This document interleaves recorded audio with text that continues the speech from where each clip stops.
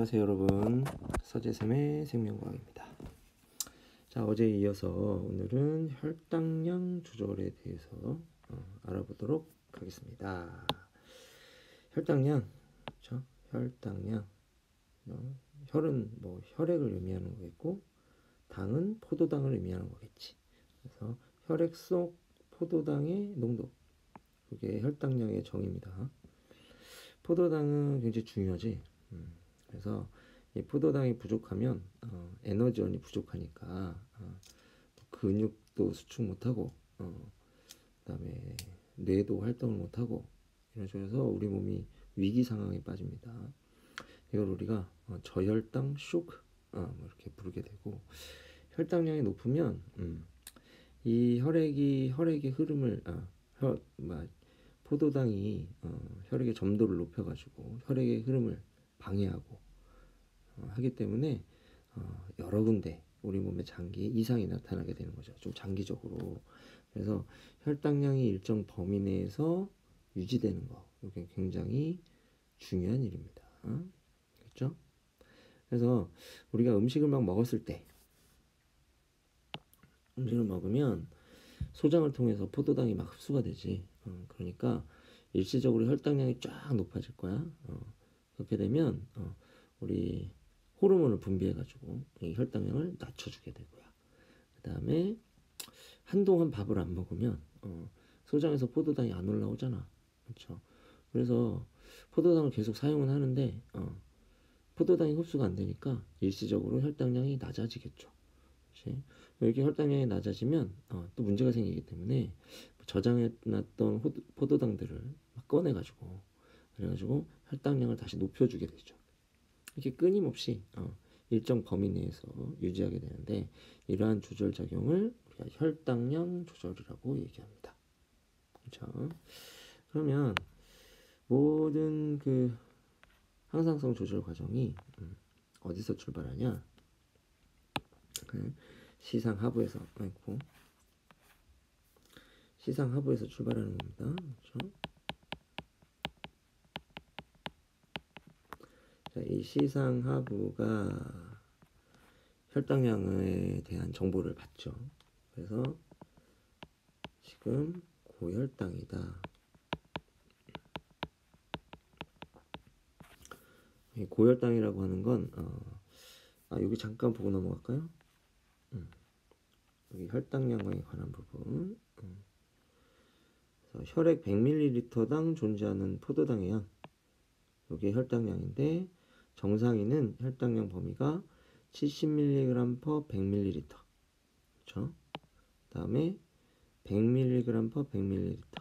요 사이에 있을 때 우리가 이거를 정상 범위라고 봅니다. 이거를 퍼센트 농도로 따지면 한 0.1% 정도 혈액 속에 포도당이 들어있는 거야. 이걸 우리가 정상 범위라고 얘기해. 이 정상 범위를 벗어나서 혈당량이 높아지게 되면 그러면 시상하부는 지금 고혈당 상태구나 라고 판단을 하게 됩니다. 그리고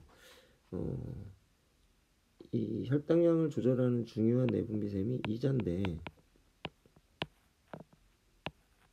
이자는 시상하부의 통제를 받지만 자체적으로 또 혈당량을 측정해가지고 그래가지고 고혈당이나 저혈당 상태에 대처하게 돼요. 이렇게 돼요. 시상하부가 부교감신경을 통해서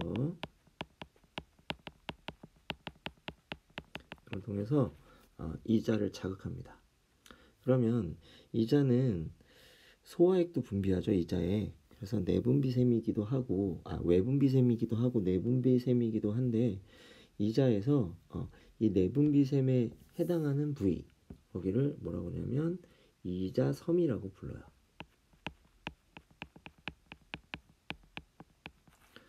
이거를 랑게르한스라는 과학자가 발견을 했다고 해서 랑게르한스 섬이라고도 얘기합니다. 옛날에는 랑게르한스 섬이라는 용어를 썼는데 교과서가 바뀌면서 이제 이자섬이라는 용어로 바뀌었습니다. 이자섬에는 세포가 두 종류가 있어. 하나는 알파 세포, 또 하나는 베타 세포인데, 이 이자섬 베타 세포에서 호르몬을 분비합니다. 이때 나오는 호르몬의 이름이 그 유명한 인슐린이 되겠죠. 그렇죠. 자, 이 인슐린이 혈액을 통해서 온몸으로 방출됩니다. 방출되면 이 인슐린이 어디로 가냐? 표적세포가 간이에요. 간. 그렇죠? 간 그려볼게요. 간. 이렇게. 간으로 가요. 그럼 간에서 포도당을 글리코젠으로 이렇게 합성하는 과정을 촉진하게 돼요. 이렇게 됩니다. 그러면 여기서 학생들이 헷갈려하는 부분이 있는데 포도당은 이렇게 6탄당 이렇게 한 개짜리야. 우리가 이걸 단당이라고 하고 글리코젠은 이 단당이 여러 개가 이렇게 사슬처럼 이렇게 결합되어서 이렇게 만들어진 거대한 분자입니다. 그래서 이 단당이 이 글리코젠이라고 하는 다당으로 이렇게 바뀌려면 포도당 한 개가 필요한 게 아니겠죠. 포도당 수백 개가 연결돼 가지고 글리코젠 한 분자가 되는 거예요. 이렇게 되는 겁니다. 이 단당인 이 포도당은 물에 잘 녹아. 그렇겠지? 크기가 작으니까. 그래서 얘를 우리가 수용성이다 이렇게 얘기를 하고, 그다음에 글리코젠이 다당이 되면 너무 덩어리가 커가지고 물에 녹지 않고 가라앉습니다. 그렇죠? 물에 안 녹아서 이거를 물에 안 녹아. 불용성이다. 자, 이렇게 우리가 이야기를 하게 됩니다. 그러면 수용성인 포도당은 혈액에 녹겠죠. 불용성인 글리코젠은 물에 녹지 않겠죠. 그렇지? 그렇기 때문에 혈액에 녹아있던 포도당이 글리코젠으로 바뀌면서 이렇게 되면서 더 이상 혈액에 녹아있을 수 없게 되고, 그래서 간에 차곡차곡 쌓이게 되는 겁니다. 그러니까 일종의 포도당이 글리코젠이 되는 과정은 물질 대사로 치면 동화야 이화야. 그렇죠? 동화가 되고 합성 과정이 되겠죠.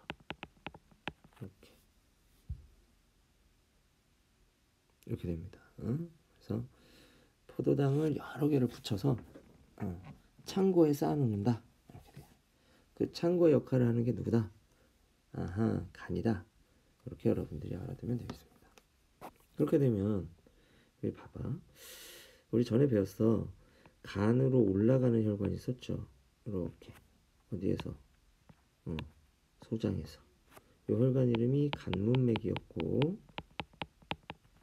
그 다음에 간에서 빠져나오는 혈관, 이 혈관. 그래서 뭐 심장으로 가겠지. 이 혈관을 우리가 뭐라고 부르냐면 간정맥이라고 불렀단 말이야. 이렇게.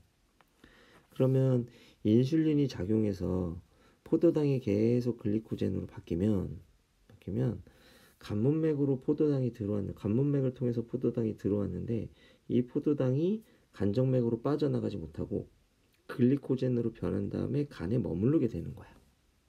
그렇겠죠.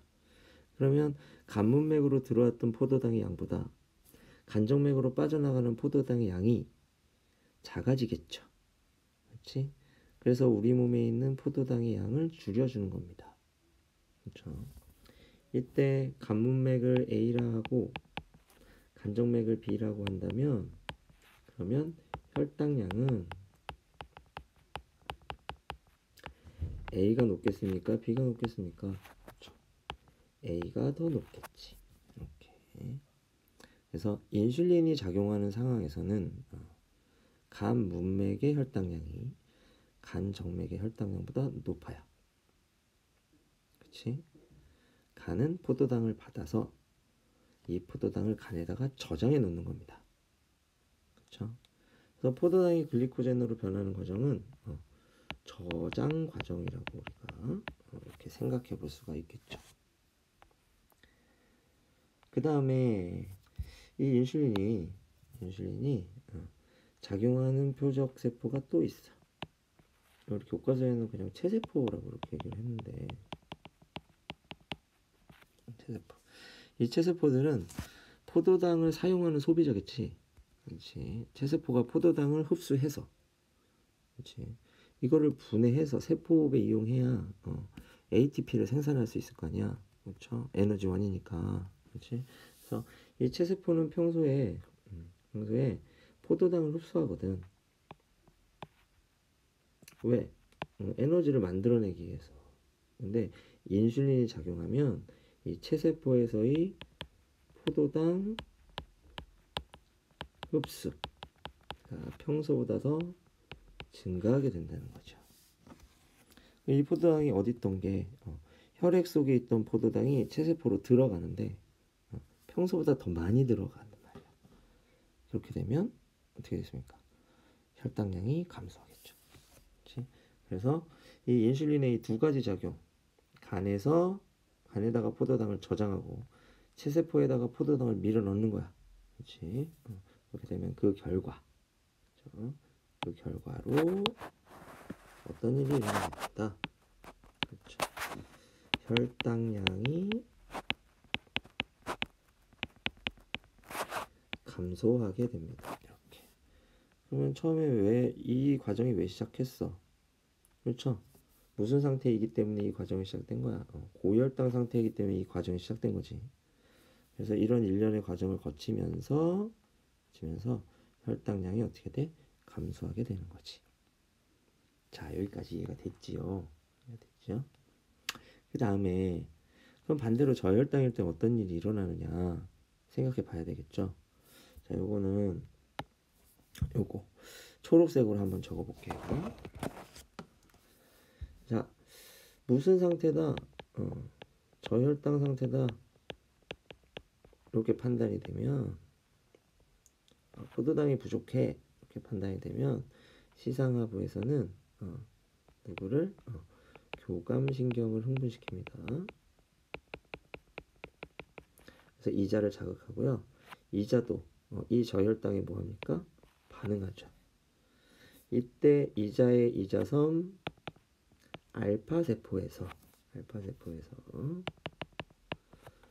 글루카곤이라고 하는 호르몬을 분비하고 이 글루카곤이라고 하는 호르몬이 간에 작용하게 되면 글리코젠을 포도당으로 바꾸는 반대 과정이 일어나게 돼요. 이 반대 과정이 촉진된단 말이야. 그렇지? 그러면 아까 쌓아놨던 글리코젠을 막 잘라가지고 포도당을 만들어. 그렇게 되면 이 포도당은 혈액 속에 녹아 들어가겠죠.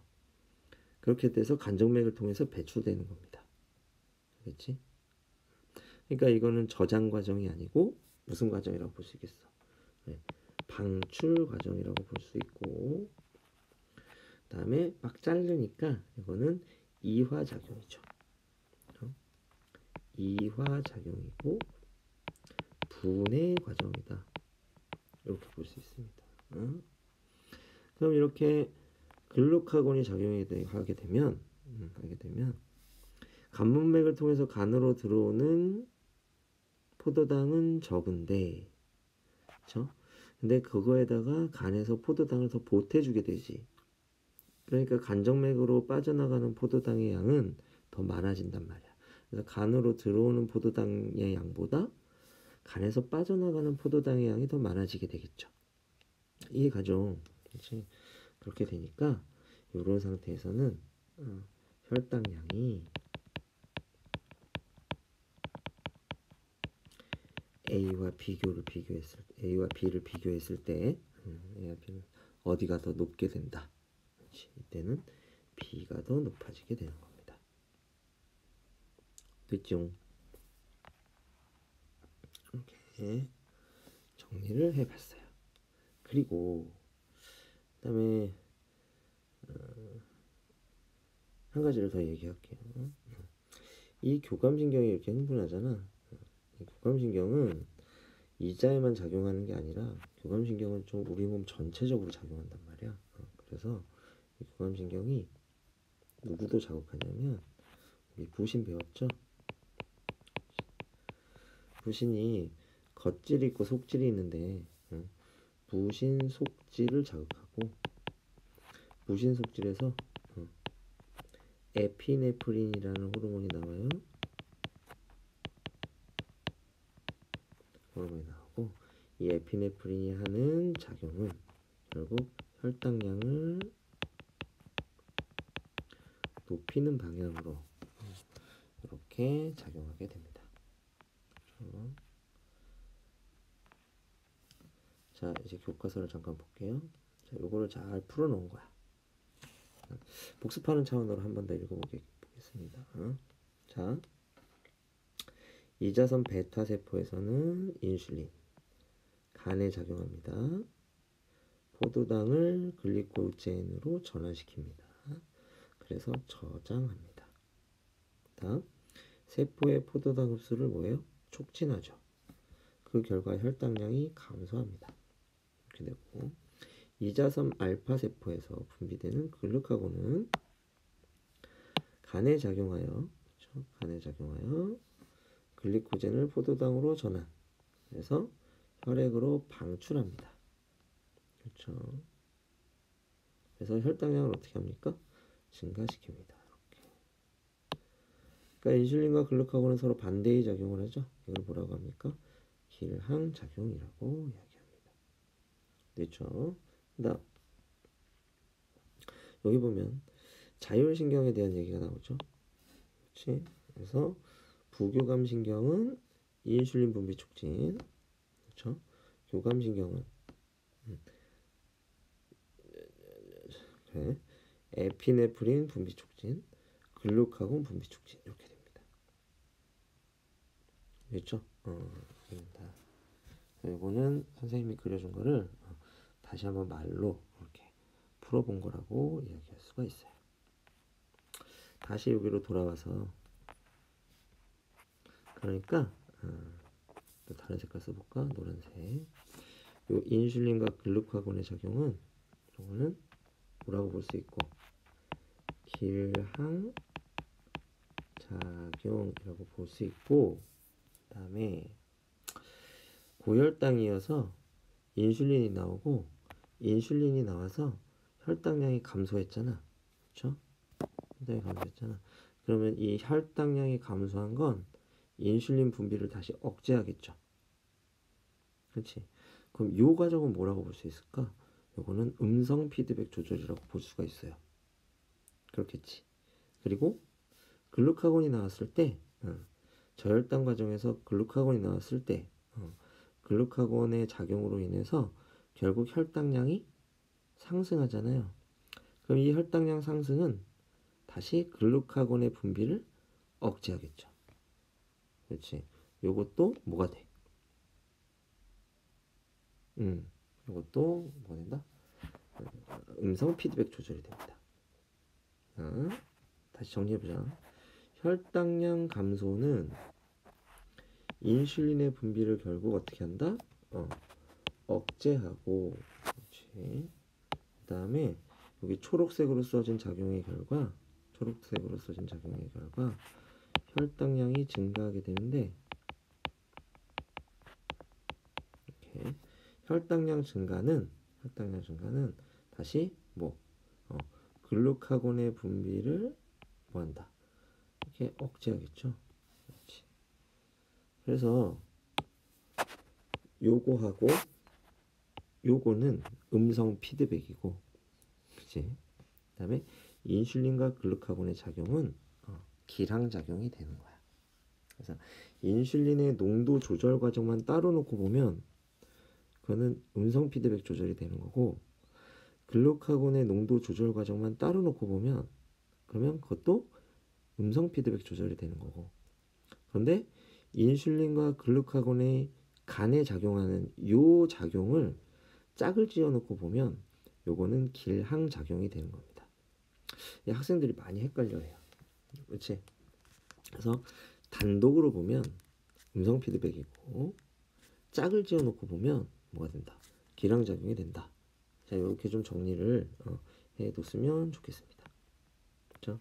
그래서 여기 중간 부분에 약간 줄 안 친 부분이 있는데 여기요.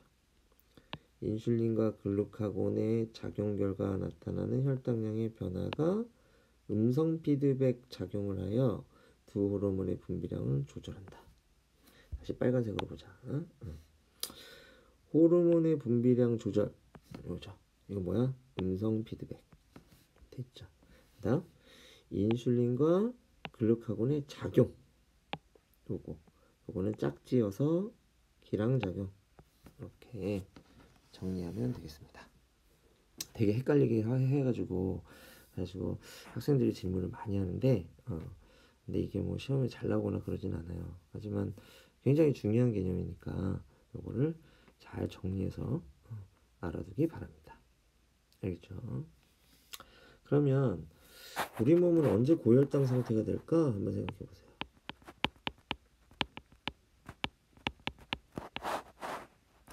이건 언제? 식후. 그렇죠. 밥 먹고 나면 소화작용이 막 활발해지면서 포도당이 막 흡수된단 말이야. 그치? 이때 일시적으로 고혈당 상태가 되겠죠. 근데 인슐린이 정상적으로 잘 분비되는 사람은 인슐린을 이용해가지고 이 고혈당 상태를 낮춰주고 여분의 포도당을 간에다 저장해 준단 말이야. 그런데 인슐린이 잘 분비 안 되는 사람들은 어떻게 되겠어? 밥을 조금만 먹어도 혈당량이 막 치솟고 그 다음에 잘 내려오지 않겠죠. 정상치로 돌아오지 않는단 말이야. 그렇지? 이런 게 바로 당뇨병. 이렇게 이야기할 수 있겠죠. 그러면 언제 저혈당 상태가 될까? 당연히 언제야? 밥 먹기 직전. 그렇죠? 그때는 혈당량이 많이 낮아지겠지. 그렇지? 혈당량이 많이 낮아져. 또는 에너지 소비가 막 운동을 엄청 했어. 그러면 에너지 소비가 크겠죠? 이 말은 포도당을 많이 썼다는 얘기야. 그렇지? 이럴 때는 우리 몸이 무슨 상태가 되겠어? 저혈당 상태가 된다. 그러니까 식후에는 여러분들의 몸속에 뭐가 높고 인슐린 농도가 높고 글루카곤 농도가 낮을 거야. 그래야 혈당량을 낮춰주니까. 그렇지? 그 다음에 식전이나 아니면 운동을 한 이후에는 인슐린 농도가 어떻게 돼? 낮고 글루카곤 농도가 어떻게 돼? 높겠죠. 그래서 저장해놨던 포도당을 꺼내 쓰고, 그렇지? 그 다음에 남아둘 때는 저장하고 이렇게. 하지만 당뇨병인 사람은 어떻다? 그렇죠. 식후에는 어떻다? 혈당량이 너무 높고, 그러니까 밥을 너무 많이 먹거나 아니면 혈당량이 빨리 올라가는 그런 음식이 있어요. 그런 음식을 못 먹는 거야. 그래서 조금 먹어야 돼. 그렇지? 근데 조금 먹고 그 다음에 그 포도당을 저장하는 능력이 떨어진 거지. 그렇기 때문에 조금만 운동을 하거나 조금만 에너지 소모가 커도 어떻게 돼? 금방 또 저혈당 상태로 바뀌어 버린다고. 그렇죠? 그래서 이때도 위험하단 말이야. 그래서 당뇨병 환자들이 가끔 영화 같은 데 보면 사탕 같은 거 들고 다니잖아요. 그렇죠? 그래서 저혈당 쇼크가 올 것 같다 싶으면 얼른 사탕을 먹는데 빠른 속도로 포도당을 보충해 주기 위해서 그래서 이런 일들을 하게 되는 겁니다. 그렇죠? 요거를 그래프로 좀 알아볼게요. 여기 두 개의 그래프가 있는데 가 그래프는 여기 식사가 있죠. 이렇게 식사 0이야 0. 식사 후에 쭉 상승하는 애가 있다. 그렇죠?